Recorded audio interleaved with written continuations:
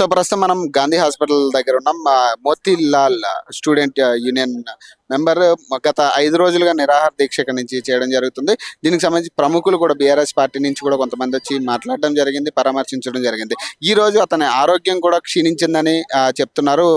తోటి ఫ్రెండ్స్ కూడా, వీళ్ళందరూ కూడా ప్రస్తుతం వాళ్ళ ఫ్రెండ్స్ అయితే ఇక్కడ మనతో ఉన్నారు. సో వాళ్ళతో మాట్లాడి అసలు లోపల పరిస్థితి ఎట్లా ఉంది, అసలు మోతీలాల్ పరిస్థితి ఎట్లా ఉంది, ఈ రోజు ఎవరైనా పరామర్శించారా లేకపోతే ఏంటి పరిస్థితి, ఇవన్నీ కూడా తెలుసుకునే ప్రయత్నాలు. అండ్ గవర్నమెంట్కి వీళ్ళు పెట్టిన డిమాండ్స్కి ఎంతవరకు న్యాయం జరుగుతుంది, అసలు జరిగిందా లేదా, ఇవన్నీ కూడా తెలుసుకునే ప్రయత్నం చేద్దాం. నమస్తే అన్న. ప్రజెంట్ అంటే మోతీలాల్ దగ్గర 5 రోజుల నుంచి నిరాహార దీక్ష చేస్తున్నారు లోపల గాంధీ హాస్పిటల్లో. మరి ఈ రోజు ఆయన పరిస్థితి విషమంగా ఉందనేది చెప్తున్నారు. మరి మీరేమంటారు? అయితే మోతీలాల్ అన్న 5 రోజుల నుంచి చేస్తున్నారు. ప్రభుత్వం ఇప్పుడు కూడా స్పందించండి. ఆయన సాగు బతుకులో ఉన్నారు. మీకు ఇంకా చాదస్తం ఏంది అదే అర్థం కావట్లేదు. మీరు కంపల్సరీ మీరు ఇచ్చిన మాటే కదా, మీరు పంచుతామన్న కాబట్టే మేము ఆశతో చదివాము. అది మీరు ఇవ్వకపోవడం ఎంత దురదృష్టకరం విషయం అంటే, ఆయన సస్తే మాత్రం రాష్ట్రం అల్లోకొల్లం అవుతాయి. మేము స్వతహాగా ఆత్మహత్యలు చేసుకుంటాము. ఇదైతే మేము ప్రభుత్వం మిమ్మల్ని ఒకటి తెలంగాణ 69 ఉద్యమంలో స్వతహాగా ఆత్మహత్య చేసుకొని అదొక పరమైన నిరసన, మేము కూడా అలాగే చేస్తాము. దయచేసి స్పందించండి. లోపల పరిస్థితి, ఆయన పరిస్థితి ఎట్లా ఉంది? ప్రస్తుతం మాట్లాడే సిచ్యువేషన్ లేడన్న, మాట్లాడే సిచ్యువేషన్ లేడు. ఎంతసేపు సైగలతో తప్ప మాట్లాడే పరిస్థితి లేదు. అంత దారుణంగా మాకు ఏడుపు తప్ప వేరేం రావట్లేదు. విద్యార్థులు అంటే గతం నుంచి కొట్లాడుతున్నారు మీరు ఉద్యోగాల కోసం. ఈ ప్రభుత్వం వచ్చి నేను ఉద్యోగాలు ఇస్తానని చెప్పిందని దీన్ని నమ్మారు. మరి ఇప్పుడు వీళ్ళు కూడా గత 15 రోజులుగా, దగ్గర 20 రోజుల నుంచి మీరు కొట్లాడుతున్నారు దీని మీద. ఇప్పటికీ సరైన సమాధానం లేదు మరి గవర్నమెంట్ నుంచి. ఎట్లా చూడొచ్చు అన్న? మా దగ్గర రియా సార్ వచ్చిండు, బలమూరి వెంకటన్న వచ్చిండు, ఎవరు ఇంకా ఇప్పుడు సీఎం రేవంత్ రెడ్డి అన్న వచ్చిండు, ముగ్గురు వచ్చారు. ఇంకా ఎవరు రాష్ట్ర Congress party main leader Rahul Gandhi అన్న కూడా వచ్చిండు.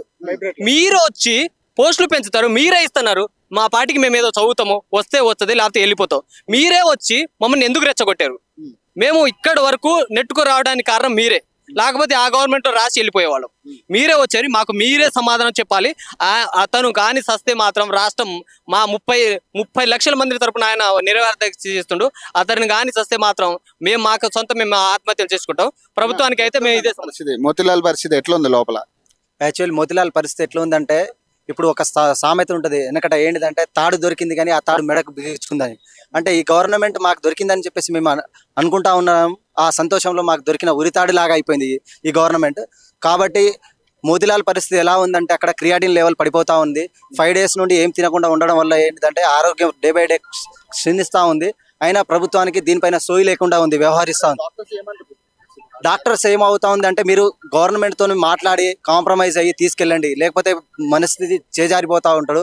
ఇది గవర్నమెంట్ కనీసం అంటే ఏదన్నా నాయకుడి నుంచి అయినా స్పందన వచ్చిందా ఇప్పుడు దాకా? అంటే కాంగ్రెస్ నాయకుల నుంచి కానీ ఏమన్నా స్పందన వచ్చిందా అసలు దీనికి సంబంధించి? మేము ఏదో మీకు అనుకూలంగా మేము ఏదో ఒక చట్టం తీసుకొస్తాం దానికి సంబంధించి అంటే ఇప్పటివరకు అలాంటి స్పందన ఏం రావట్లేదు. ఎందుకంటే మేము వినతి పత్రాలు ఇచ్చి అలసిపోయాము.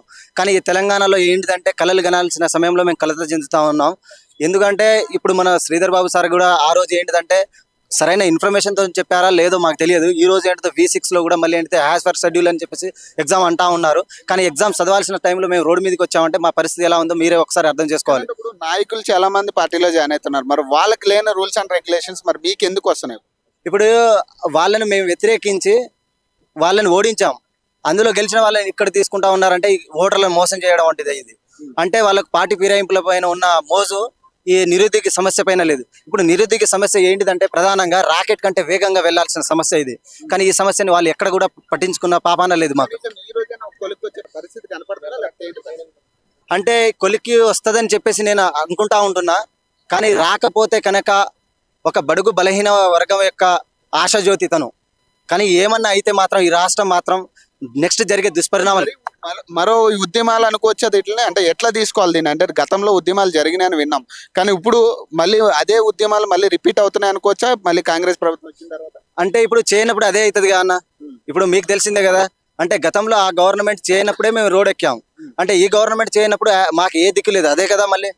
అంటే ఇప్పుడు దీన్ని నేను ఏం చెప్పగలుచుకున్నా అంటే, చేయనప్పుడు ఏంటిదంటే ఒక మనిషిని మనం ఒక 4 సార్లు కొట్టామనుకో, తిరిగి రిపీట్ ఏంటిది రివర్స్ అవుతా ఉండు. అంటే మాకు చెంపదెబ్బ కొట్టినట్టుగా ఉంది. ఎందుకంటే ఆ రోజు మేము వేసిన ఓటుకి మేము చెప్పు తీసుకొని కొట్టుకోవాలి ఇప్పుడు.